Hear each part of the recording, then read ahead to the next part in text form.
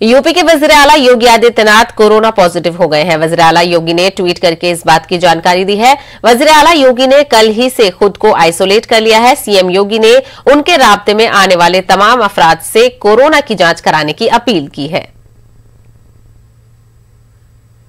इसके साथ ही उत्तर प्रदेश के साबिक वज़ीर आला अखिलेश यादव भी कोरोना पॉजिटिव पाए गए हैं। अखिलेश यादव ने ये जानकारी ट्वीट करके दी है। कोरोना मुस्बत पाए जाने के बाद अखिलेश यादव ने खुद को आइसोलेट कर लिया है और उन्होंने भी अपने ट्वीट के जरिए राब्ते में आने वाले लोगों से अपील की है कि वो भी कोरोना का टेस्ट करवा लें। वहीं लोगों से कुछ दिनों तक आइसोलेशन में रहने का भी मशवरा दिया है।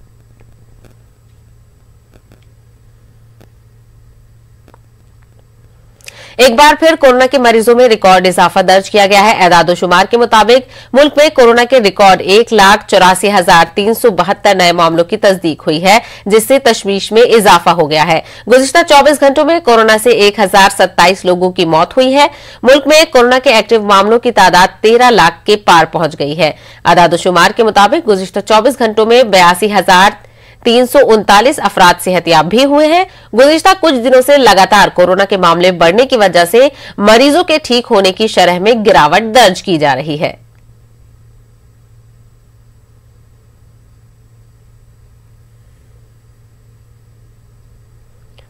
बढ़ते कोरोना वायरस के सबब लॉकडाउन के हवाले से वजीर खजाना निर्मला सीतारमण का बयान सामने आया है। उन्होंने कहा है कि लॉकडाउन का कोई इम्कान नहीं है। लॉकडाउन की वजह से इक्तिसादी सरगर्मियों को रद्द नहीं किया जा सकता है। इलाकाई सतह पर कोरोना के खिलाफ जंग जारी रहनी चाहिए। महाराष्ट्र वो रियासत है जहां सबसे ज्यादा कोरोना के मामले सामने आ रहे हैं। रोजाना करीब 60,000 से ज्यादा नए मामले सामने आ रहे हैं। अगर पिछले 24 घंटों की बात करें तो 60,212 नए केसेस सामने आए हैं, जबकि इसी दौरान 281 मरीजों की कोरोना से मौत हुई है। जबकि सिर्फ मुंबई की बात की जाए तो वहां एक दिन में 7,876 नए मामलों की तस्दीक हुई है। वहीं 27 अफराद की कोरोना से मौत भी हुई है। पूरे महाराष्ट्र में अब तक 58,526 कोरोना के मरीजों की मौत हो चुकी है। महाराष्ट्र में लगातार कोरोना वायरस का कहर जारी है। कोरोना से निपटने के लिए तमाम एहतियाती तदाबीर इख्तियार किए जा रहे हैं। रियासत में आज से नई पाबंदियां आयद हो रही हैं। वजीर आला उद्धव ठाकरे ने मंगल की शाम को सोशल मीडिया के जरिए खिताब किया और रियासती हुकूमत की जानिब से लिए जा रहे फैसलों से आगाह किया। उन्होंने बताया कि आज से अगले 15 दिनों तक रियासत में तमाम जरूरी अशिया और खिदमात को छोड़कर बाकी तमाम दीगर सर्विसेज पर पाबंदी रहेगी। उन्होंने बताया कि इस दौरान रियासत में दफा 144 नाफिज रहेगा। ये तमाम पाबंदियां 1 मई की सुबह 7 बजे तक जारी रहेंगी। दफा 144 के निफाज के बावजूद सेबी, बैंक, इंश्योरेंस कंपनियां, e commerce, petrol pump, data centres, IT कंपनियां खुली रहेंगी। वहीं होटल्स, रेस्टोरेंट से होम डिलीवरी की इजाजत रहेगी।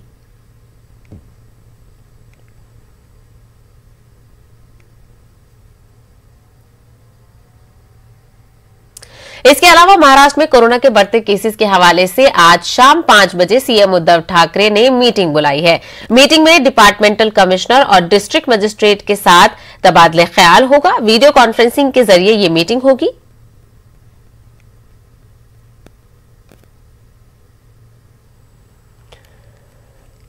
तो इस वक्त की बड़ी खबर आ रही है सीबीएसई के हवाले से। ये बड़ी खबर है, आपको बता दें 12वीं जमात के सीबीएसई बोर्ड इम्तिहानात को मुलतवी कर दिया गया है। 10वीं जमात के बोर्ड इम्तिहानात मंसूख किए गए हैं। कोरोना की सूरत हाल के पेश नजर ये फैसला किया गया है। 1 जून के बाद 12वीं जमात के ताल्लुक से फैसला लिया जाएगा। तो लगातार सीबीएसई के इम्तिहानात को लेकर आवाज उठाई जा रही थी। इसी हवाले से आज पीएम मोदी ने प्रेजेंटेशन दी और इसके बाद ये नतीजा सामने आया है कि 12वीं जमात के सीबीएसई के बोर्ड इम्तिहानात को मुलतवी कर दिया गया है। 12वीं के साथ साथ 10वीं जमात के बोर्ड इम्तिहानात को भी मुलतवी कर दिया गया है। तो सीबीएसई के 12वीं और 10वीं के स्टूडेंट्स के हवाले से ये खबर है। कोरोना के बढ़ते कहर को देखते हुए ये अहम फैसला लिया गया है, जिसमें 12वीं जमात और 10वीं जमात के बोर्ड इम्तिहानात को फिलहाल के लिए मंसूख कर दिया गया है और इम्तिहानात को लेकर 1 जून के बाद इस ताल्लुक से कोई और फैसला लिया जाएगा। तो इस वक्त बेहद अहम खबर सीबीएसई के बोर्ड इम्तिहानात के हवाले से हम आपको बता रहे हैं। 12वीं और 10वीं जमात के बोर्ड इम्तिहानात को मंसूख कर दिया गया है। जिस तरह लगातार मुल्क में कोरोना की रफ्तार तेज होती जा रही है, आज भी 1.5 लाख से ज्यादा केसेस सामने आए हैं और बच्चों की हिफाजत को देखते हुए दिल्ली के सीएम अरविंद केजरीवाल ने यह मामला उठाया था कि बच्चों की हिफाजत उनकी अवलीन तरजीह में शामिल है। इसके लिए 12वीं और 10वीं जमात के बोर्ड इम्तिहानात को फिलहाल के लिए मुलतवी किया जाए।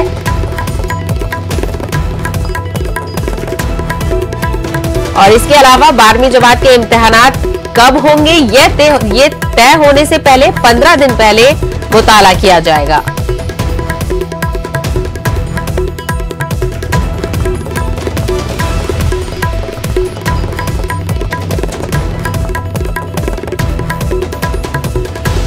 तो कोरोना की सूरत हाल के पेश नजर 12वीं और 10वीं जमात के बोर्ड इम्तिहानात को मुलतवी कर दिया गया है। 1 जून के बाद 12वीं जमात के ताल्लुक से फैसला लिया जाएगा कि अगली किस तारीख को बोर्ड के इम्तिहानात होंगे।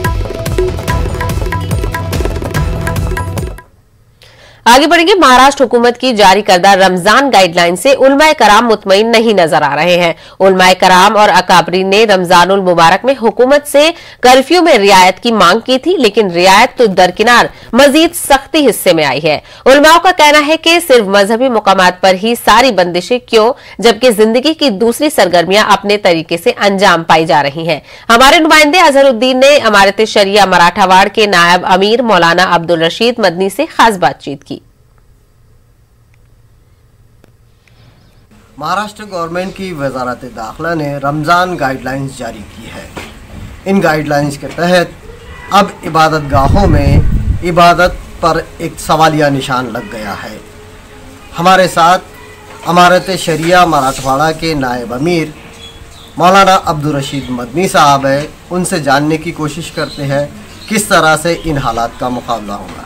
जी मौलाना, अब मसाजिद पर पाबंदी है, फिर जिस तरह की मसाजिद में इबादतों के सिलसिले में, नमाज़ों के बारे में या नमाज तरावी के सिलसिले में जितने अफराद मस्जिद में होते हैं, मैं समझता हूँ कि तकरीबन शायद इतने ही अफराद बसों में भी होते होंगे और तकरीबन करीब इससे ज़्यादा अफराद ट्रेन की किसी एक बोगी में भी होते होंगे। और इसी तरह बाज़ार और दूसरे और भी जहाँ कुछ ऐसे मौक़े हैं जहाँ लोगों की तादाद होती है, तो वहाँ पर तो हमारी हुकूमत की जानिब से कभी कोई ऐसा मसला नहीं पेश आता है। लेकिन जहाँ नमाज की बात आती है, मस्जिद की बात आती है, इबादत की बात आती है, भले वो मस्जिद हो या मंदिर हो या गुरुद्वारा हो, हम बात इबादत गाह की कर रहे हैं, तो यहाँ पर फ़ौरन भीड़ से और खौफ और डर, और जबकि ये समझना चाहिए हुकूमत की सतह पर काम करने वाले ज़िम्मेदारान को भी कि वो भी बहरहाल किसी न किसी मालिक को मानते हैं और किसी न किसी उस पर जो है अपना यकीन रखते हैं। इसका बहुत ज़्यादा ये एहसास है कि ऐसे मौके पर ही इस तरह की चीज़ें जो सामने आ रही हैं, तो ये ज़रा थोड़ा सा सोचने पर पता नहीं क्यों मजबूर सा कर देता है। हुकूमत का मंशा ये है कि कोरोना जिस तेज़ी से रियासत महाराष्ट्र में फैल रहा है, उस पर काबू पाने के लिए पाबंदियाँ बहुत ज़रूरी है। आप कितना इत्तेफाक करते हैं? देखिए, जहाँ तक हुकूमत का ये सोचना कि पाबंदियाँ बहुत ज़रूरी है, हमारा भी यही कहना है कि जहाँ जहाँ भीड़ भाड़, मजमा, इलेक्शन, यात्राएं और जो है जुलूस और इस तरह की चीज़ें जो निकलती हैं, हर एक पर काबू पाना चाहिए और ऐसा नहीं होना चाहिए। एतदाल, इंसाफ, बराबरी, तमाम लोगों के अंदर यकसानियत और इस तरह की चीज़ें अगर हो तो लोगों के दिलों में शुकूक और शुबहात पैदा नहीं होते। ये थे मौलाना अब्दुल रशीद मदनी साहब, नायब अमीर मराठवाड़ा अमारत शरिया। इनका साफ कहना है कि हुकूमत को एतदाल से काम लेना चाहिए, इसी तरह से अपने रब को मनाकर इस वबा से निजात पाई जा सकती है। अजहरुद्दीन, न्यूज़ 18 उर्दू, औरंगाबाद। कांग्रेस लीडर रणदीप सुरजेवाला ने मरकजी हुकूमत को सख्त तनकीद का निशाना बनाया है। उन्होंने कहा है कि कोरोना के खिलाफ मोदी हुकूमत कुछ नहीं कर रही है। रणदीप सुरजेवाला ने मोदी हुकूमत पर कई सवालात भी उठाए। उन्होंने इस हवाले से न्यूज 18 से खास बातचीत की। वैक्सीन को लेकर भी सवाल थे, जिस पर सरकार ने बड़ा फैसला लिया है। अंतर्राष्ट्रीय बाजार खोल दिए हैं। टीका उत्सव का आज आखिरी दिन है। सरकार कह रही है 11 करोड़ तक आंकड़ा पहुंच गया है। वैक्सीन इतनी तेजी से लग रहा है। आप मुझे ये बताइए, 6.5 करोड़ वैक्सीन आपने विदेश में क्यों भेजे जब हिंदुस्तानियों के लिए वैक्सीन उपलब्ध नहीं? क्या ये सही नहीं कि हर प्रदेश में 2 दिन से 3 दिन का वैक्सीन उपलब्ध है? प्रधानमंत्री के अपने संसदीय क्षेत्र में वैक्सीन सेंटर बंद हो गए, ताला लग गया, तो आप विदेश में भेज रहे हैं। आपके पास खुद के देश के लिए वैक्सीन नहीं। जब राहुल गांधी जी ने कहा हर कंपनी को आने दीजिए ताकि ज्यादा से ज्यादा वैक्सीन उपलब्ध हो, तो आपने रविशंकर प्रसाद से उन पर हमला बुलवा दिया। आज 2 दिन बाद आपने वही निर्णय ले लिया। तो ये क्या, आप कांग्रेस से मत लड़िए, कोरोना से लड़िए। ये कांग्रेस बनाम बीजेपी की लड़ाई नहीं। मैं हाथ जोड़कर प्रधानमंत्री जी को कहता हूं, ये देश बनाम कोरोना की लड़ाई है। हम सब इसमें इकट्ठे हैं। राजनीति बंद करिए, आपस की छीछा लेदर बंद करिए, इल्जामात बंद करिए और कोरोना से आइए मिलकर लड़ें। अंतिम सवाल आपसे, क्योंकि हर प्रदेश की वही तस्वीर दिख रही है। आज बिहार और झारखंड दोनों सटे हुए प्रदेश की तस्वीर दिखी है, जहां अस्पताल में बेड नहीं है, जिस वजह से जो बुजुर्ग है उसकी मौत हो गई है। अलग अलग सरकार है दोनों ही जगह पर। एक जगह आप लोगों की सरकार है, एक जगह बीजेपी की सरकार है। इसको लेकर क्या कर रही है? आप मुझे ये बताइए, 1 साल से मोदी सरकार, जिसने इस पूरे मामले की डिजास्टर मैनेजमेंट एक्ट में जिम्मेवारी ली थी, क्या कर रही है? 1 साल से आप नालायक क्यों बने बैठे हैं, निकम्मे क्यों बने बैठे हैं? आप भगवान भरोसे क्यों आपने देश को छोड़ दिया? पूरे देश में आपको पैसा देकर हेल्थ इंफ्रास्ट्रक्चर क्रिएट करना था, वैक्सीन देना था, ऑक्सीजन देनी थी, लाइफ सेविंग ड्रग्स देने थे। आप कुछ नहीं दे रहे। आप प्रांतीय सरकारों का जीएसटी भी नहीं दे रहे और आप कहते हैं कि आप सब कुछ करिए।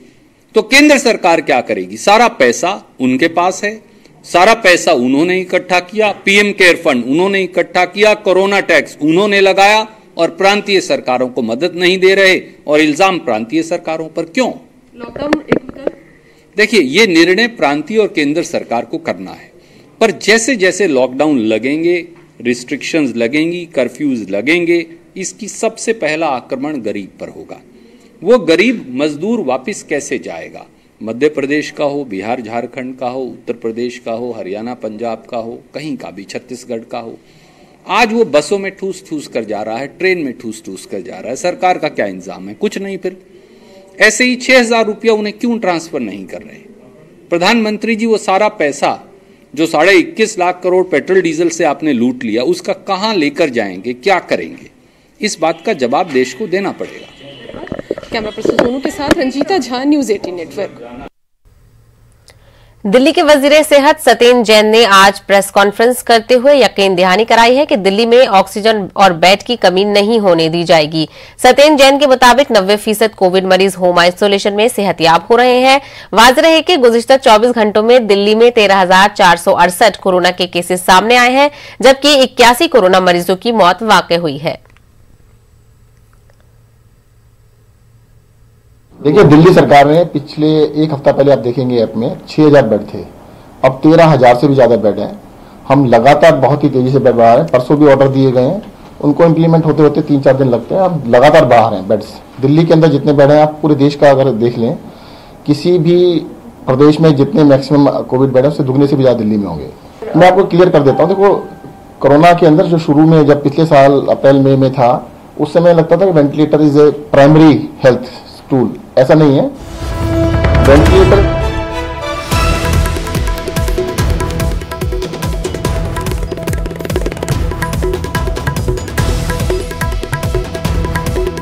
तो सीबीएसई के हवाले से इस वक्त की बड़ी खबर हम आपको बता रहे हैं।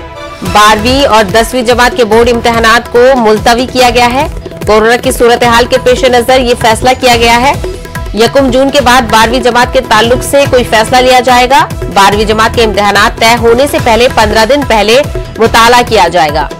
तो जिस तरीके से मुल्क में लगातार कोरोना का कहर बढ़ता जा रहा है, आज भी 1,84,000 के करीब मरीज कोरोना के पॉजिटिव पाए गए हैं, जिसको देखते हुए तशवीश जाहिर की जा रही थी और दिल्ली के सीएम अरविंद केजरीवाल ने भी बच्चों की फिक्र करते हुए 12वीं और 10वीं के इम्तिहानात मुलतवी करने की बात कही थी और आज इसी के हवाले से पीएम मोदी ने मीटिंग ली जिसमें उन्होंने प्रेजेंटेशन दी। की जा सकती थी, उसकी जगह अगर उनके भी एग्जाम कैंसिल करके और एक कोई दूसरा तरीका निकाल लेते और बच्चे भी इससे आगे बढ़ जाते फिर, लेकिन फिर भी अच्छी बात है कि एग्जाम कैंसिल किए जा रहे हैं या उनके बारे में फिलहाल ना कराने का फैसला लिया गया है 12वीं क्लास के एग्जाम के बारे में। नीड ऑफ द आवर थी, आपको लगता है? लाखों करोड़ों लोग इस बात की अपेक्षा कर रहे थे, इसकी मांग कर रहे थे। हम भी पिछले 4-5 दिन से लगातार इसको उठा रहे थे। मुख्यमंत्री अरविंद केजरीवाल जी ने भी कहा था कि एग्ज़ाम कैंसिल किए जाएं। आज उस बारे में फैसला लिया गया है। हमें खुशी है कि बच्चों के हित में फैसला लिया है। सर, जिस तरह से शिक्षा मंत्री ने बोला है, उन्होंने कहा है कि जो भी प्रमोट होंगे इंटरनल असेसमेंट के हिसाब से, अगर उनको सर्टिफिकेट नहीं है तो दोबारा भी एक तरीके से वो परीक्षा दें। ये 10th के बारे में बोला है, 12th के बारे में भी ये निर्णय ले सकते थे। 12th के बच्चे भी उतनी ही एंग्जाइटी, उतनी अनसर्टेनिटी में हैं। अगर 12th के बारे में भी ये फैसला ले लेते तो और अच्छा होता। आप अपील करना चाहते हैं कि 12th के? बिल्कुल, मैं अपील करना चाहूँगा कि 12th के बच्चों की भी एंग्जाइटी खत्म कर दें और उनके भी असेसमेंट्स जो अभी तक इंटरनल असेसमेंट्स हुए हैं या प्री बोर्ड हुए हैं, उन सब के बेस पर उनको भी प्रमोट किया जाए। पेरेंट्स को भी कुछ मैसेज देना चाहते हैं? जो पेरेंट्स हैं, नहीं, पेरेंट्स को भी मैं कहना चाहता हूँ कि और बच्चों को भी कि अब जबकि एग्ज़ाम 10वीं के कैंसिल हो गए हैं या 12वीं के एग्ज़ाम अब आगे बढ़ गए हैं, तो ऐसा नहीं है कि कोरोना कम हो गया है। बच्चे बाहर ना जाएं, बच्चे ऐसा नहीं है कि शॉपिंग करने या मार्केट में निकल जाएं या बच्चे घूमने निकल जाएं। बच्चों के लिए ज़रूरी है कि वो अपने घर पे रहें, सबके लिए ज़रूरी है कि वो अपने घर पे रहें। चलिए इसी मामले पर मजीद तफसीलात हासिल करेंगे हमारे नुमाइंदे रवि से, जो इस वक्त हमारे साथ दिल्ली से जुड़ रहे हैं। रवि, किस तरीके का फैसला माना जा रहा है स्टूडेंट्स के दरमियान? अब उनके 12वीं और 10वीं के इम्तिहान मुलतवी कर दिए गए हैं, किस तरह का रिएक्शन स्टूडेंट्स की तरफ से? जी बिल्कुल, सही बता देना चाहूँगा आपको कि 10वीं के एग्ज़ाम रद्द कर दिए गए हैं, तो वहीं दूसरी तरफ 12वीं की परीक्षाएं पोस्टपोन कर दी गई हैं। छात्र काफ़ी तैयार थे परीक्षाओं को लेकर, मगर कोविड के बढ़ते दौर में आज जो ये फैसला आया है, कहीं ना कहीं छात्र इससे खुश भी हैं, तो कुछ छात्र ऐसे हैं जो इस फैसले से खुश नहीं। उनका कहना है कि परीक्षाओं को लेकर वो काफ़ी तैयार थे, पोस्टपोन होने से उनकी तैयारी में भी काफ़ी प्रभाव पड़ा है। हमारे साथ बात करने के लिए 12वीं के छात्र हैं जो कि दिल्ली में पढ़ाई करते हैं, सीबीएसई के ये छात्र हैं। क्या नाम है आपका और इस फैसले को आप कैसे देखते हैं, ये बताइए। सर, हमारा नाम है मनीष दत्त, हम 12th क्लास से हैं और हमारे स्कूल का नाम है PNT सीनियर सेकेंडरी स्कूल। हम ये चाहते हैं कि इस साल एग्ज़ाम होने चाहिए, इससे हमारा आगे का करियर डिसाइड होता है इसकी परसेंटेज से। बस हम तो ये चाहते हैं सर कि एग्ज़ाम होने चाहिए। तो कितना मानसिक प्रेशर आप लोगों के ऊपर था कि लॉकडाउन के समय आप लोग ऑनलाइन क्लासेस कर रहे थे और लगातार परीक्षाओं में परिवर्तन हो रहा है, तारीखों में परिवर्तन किया जा रहा है, कहीं ना कहीं छात्र भी इससे प्रभावित हो रहे हैं, कितनी तैयारियों पर प्रभाव पड़ा आपके? सर, हमने तो आधा % सर CBSE ने हमारा 50% सिलेबस तो कम कर दिया है। एक्चुअली हमारा ऑनलाइन क्लासेस में हमने थोड़ी बहुत इम्प्रूव किया है पढ़ाई को, और बस। क्या कहना चाहेंगे आप, कितना तैयार हैं? आप लोगों के लिए ये फैसला कैसा है? खुश हैं आप लोग इससे? तैयारी का समय ज़्यादा मिलेगा या फिर एग्ज़ाम देकर आप लोग भी अपना एक वो कहते हैं ना कि हाँ भाई एग्ज़ाम देकर नक्की करते हैं, एग्ज़ाम खत्म हो जाएगा, प्रेशर खत्म हो जाएगा? नहीं, ऐसा नहीं है। इस फैसले से खुश नहीं है, बट एक तरीके का और प्रेशर बन गया क्योंकि हम तैयारी कर रहे थे पहले से। उसके बाद फिर अभी 1 जून को डिसाइड होगा कि अब पेपर कब होने चाहिए, फिर हमें 15 दिन का टाइम मिलेगा। उसमें हम कैसे तैयारी करते हैं वो हमारे ऊपर डिपेंड है, इसीलिए उस डेट को भी थोड़ा आगे बढ़ाना चाहिए कि जब ये डेट निकाले तो 15 दिन से ज़्यादा करें और फिर हम पेपर दें। तैयारियाँ की बात करें, तैयारियाँ कितनी आप लोगों की पुख्ता तैयारियां थी एग्जाम को लेकर? किस स्ट्रीम से हैं आप लोग, आर्ट्स से, कॉमर्स से? आर्ट्स स्ट्रीम से हम। तैयारियां कितनी? तैयारी तो लगभग 50-60% थी हमारी तैयारी। बिल्कुल। परीक्षाओं के लिए आप क्या चाहती हैं कि जो 15 दिन की समीक्षा का समय दिया जाएगा, 15 दिन में आप लोगों को नोटिस दिया जाएगा कि परीक्षाओं का डेट मिलेगा, तो उस समय को आप चाहती हैं थोड़ा इंक्रीज कर दिया जाए? हाँ बिल्कुल, उसको थोड़ा इंक्रीज करना चाहिए। बिल्कुल। तो इस साफ तौर पे ये छात्रों की बात सुनी आपने, काफी तैयार थे ये परीक्षाओं को लेकर, तारीख में अब थोड़ी तब्दीली आ गई है, पर ये चाहते हैं कि जो 15 दिन का जो नोटिस दिया जाएगा उसमें थोड़ा इसमें इजाफा किया जाए ताकि इन छात्रों को तैयारी का उचित वक्त मिल सके और परीक्षा में ये पूरी तरीके से अपनी भागीदारी दे सकें। जी रवि मिश्रा जी, जिस तरीके से आपने जिन बच्चों से बात की वो कह रहे हैं कहीं ना कहीं वो इस फैसले से लेकर बहुत खुश नहीं है क्योंकि उन्होंने प्रिपरेशन की थी। तो क्या आपको नहीं लगता कि अगर हुकूमत स्टेट्स में इलेक्शन करा सकती है, वो बड़े पैमाने पर तैयारी कर सकती है, क्या कोरोना से सरकार इतनी ज्यादा डर गई है कि वो कोरोना गाइडलाइंस को फॉलो करते हुए एग्जाम्स कराने में नाकाम नजर आ रही है? बिल्कुल, ये सवाल मैं छात्रों से ही पूछना चाहूंगा कि आप बताइए कि देश में इलेक्शन हो रहे हैं, सब कुछ हो रहे हैं, तो परीक्षाएं क्यों नहीं हो रही? क्या उचित प्रोटोकॉल्स, नियम कायदे कानून के माध्यम से आप लोगों की परीक्षाएं हो जाती तो अच्छा नहीं होता, बेहतर नहीं होता, जो कि बाकी चीजें भी हो रही हैं? हाँ, ऑब्वियसली अगर हमारे पेपर इस टाइम पे हो जाते तो हमारे लिए अच्छा होता, क्योंकि हमारे ऊपर एक प्रेशर बन गया है। तो अगर हमारे पेपर इस टाइम पे जो हमें डेट दिया था 4 मई से, अगर उस टाइम हो जाते तो वो बहुत अच्छा होता। जैसे वोट्स हो रहे हैं कोलकाता में, वो धरने वरने निकाल रहे हैं, सब तो कर ही रहे हैं ना, तो उससे भी तो कोरोना हो ही रहा है, तो हमारे पेपर ले लेने चाहिए थे। बिल्कुल, प्रोटोकॉल्स को ढंग से फॉलो कर सोशल डिस्टेंसिंग मेंटेन कर परीक्षाएं कराई जाती हैं, तो इसमें प्रशासन की एक जिम्मेदारी देखने को मिलेगी और छात्रों का भी प्रेशर कम हो जाएगा। क्या कहेंगे? क्या बोलूँगा रवि, इनसे ये पूछिएगा जिस तरीके से ये फैसला आया है कि 10वीं के बच्चों को प्रमोट कर दिया जाएगा, तो क्या ये 12th के स्टूडेंट आपके साथ मौजूद हैं, क्या ये भी चाहते हैं कि इन लोगों को भी प्रमोट किया जाए या फिर ये इम्तिहान कराने को लेकर रजामंद है? बिल्कुल, 10वीं के छात्रों को प्रमोट कर दिया जाएगा। उनको हिसाब से उनके जो बोर्ड है वो तैयार करेगा कि उन्हें कैसे मार्क्स देने हैं। क्या आप लोग भी यही चाहते हैं कि परीक्षा देना चाहते हैं? ऑब्वियसली पेपर देना चाहते हैं, हमें खुद अपना पता चलेगा कि हम किस लेवल पे हैं। हम पेपर देंगे तो हमें अपना लेवल पता चलता है और हमें इसके बाद हमारा करियर डिसाइड होता है 12th के एग्जाम के बाद। तो ऑब्वियसली हम पेपर देना चाहते हैं, प्रमोटेड पास नहीं होना चाहते। प्रमोट पास होना चाहते हैं, पेपर देना चाहते हैं? हम एग्ज़ाम देना चाहते हैं क्योंकि हमने पूरे साल भर पढ़ाई की ऑनलाइन जी, इसलिए, और पूरे तैयार भी हैं। पूरे तैयार भी हम इसके लिए एग्जाम देना चाहते हैं। बिल्कुल, एग्जाम देना चाहते हैं छात्र, वो नहीं चाहते कि उन्हें प्रमोट किया जाए। इन्होंने तैयारी की है और काफ़ी लंबी तैयारी की है।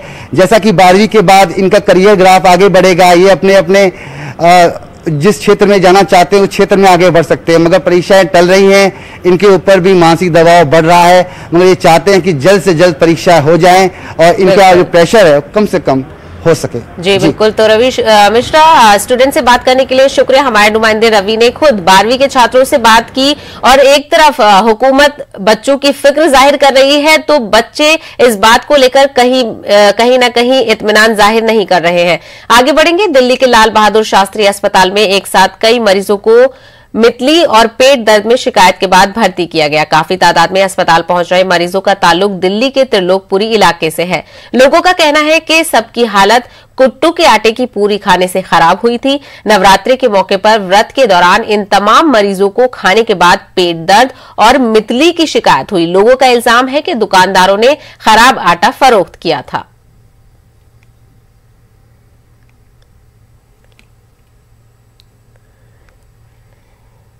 मेरे परिवार के 4 लोग एडमिट हैं यहाँ पे, जिनकी तबीयत कुट्टू का आटा खाने से खराब हुई है। कौन कौन एडमिट? मेरे फादर है, मेरी वाइफ है और 2 बच्चे हैं। अच्छा, क्या हुआ, कुछ बता सकते हो? बता।